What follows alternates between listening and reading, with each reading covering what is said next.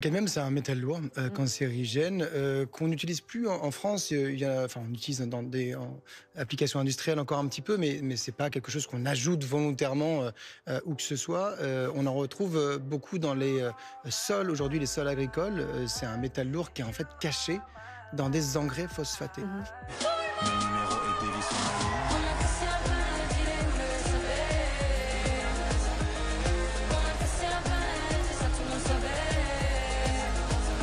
J'ai réalisé en 2020 des analyses d'urine sur des Français, des analyses de sol, de pommes de terre, des engrais phosphatés, et le constat était effarant. Il y avait du cadmium partout et on était surexposés.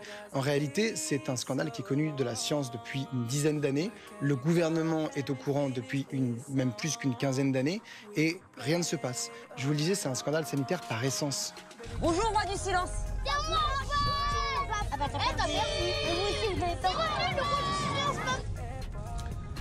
Avec le Happy Meal à 4 €, le roi du silence est de retour chez McDo. En France, on s'approvisionne avec le Maroc, avec les engrais phosphatés qui viennent du Maroc. Moi, j'y suis allé sur place. Ça a été d'ailleurs un peu compliqué avec les autorités marocaines.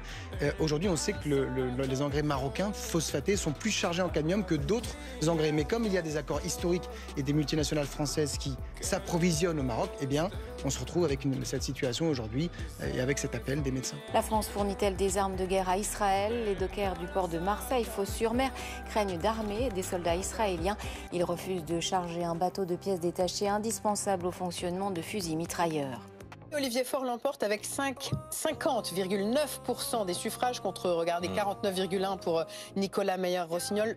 À l'élection présidentielle, moi je veux une coalition qui permette de réconcilier socialistes, écologistes, communistes, ex-insoumis, place publique, faire en sorte que nous puissions... Insoumis, pas les insoumis. Oui, ex-insoumis.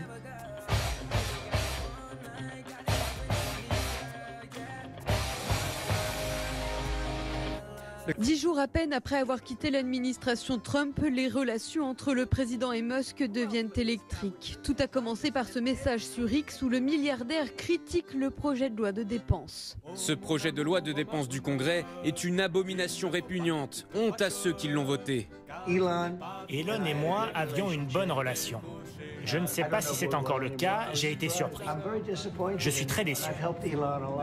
J'essaie de faire poker face, mais mon cœur est à deux doigts de transpercer ma prothèse.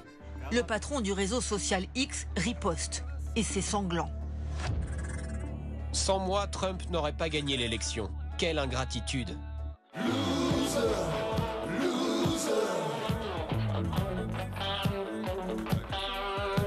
Au tour de Donald Trump de répondre sur son réseau Truth Social.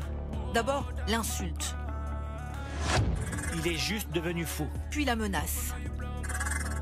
Le plus simple pour économiser des milliards et des milliards de dollars dans notre budget serait d'annuler les subventions et contrats gouvernementaux du patron de Tesla et SpaceX. Les sociétés d'Elon Musk ont touché l'an dernier plus de 6 milliards de dollars de la part du gouvernement américain, notamment pour les fusées SpaceX. Le patron de SpaceX menace de suspendre les vols du vaisseau Dragon vers la station spatiale internationale avant de faire marche arrière quelques heures plus tard, peut-être influencé par le dévissage de son entreprise Tesla, qui a perdu des dizaines de milliards de dollars de capitalisation à Wall Street après la joute verbale.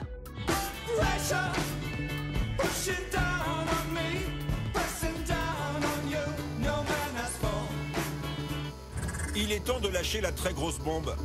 Trump figure dans les dossiers Epstein. C'est la vraie raison pour laquelle ils n'ont pas été rendus publics. Elon Musk rallume la théorie des liens entre Donald Trump et le délinquant sexuel Jeffrey Epstein. Il republie même cette ancienne vidéo des deux hommes côte à côte. Je ne suis pas étonnée que deux narcissiques sociopathes ne puissent pas s'entendre.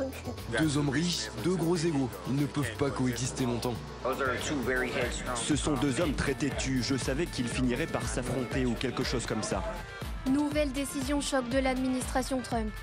Washington a sanctionné hier 4 magistrats de la Cour pénale internationale, estimant que leur procédure visant des crimes de guerre de soldats américains en Afghanistan, ainsi que l'exécutif israélien à Gaza était illégitime. 3, 2, 1... Et 18, c'est parti.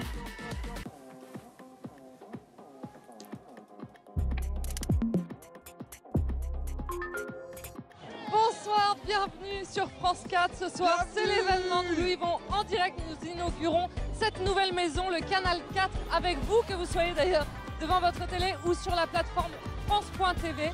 Un moyen peut-être mémotechnique pour rappeler le 18.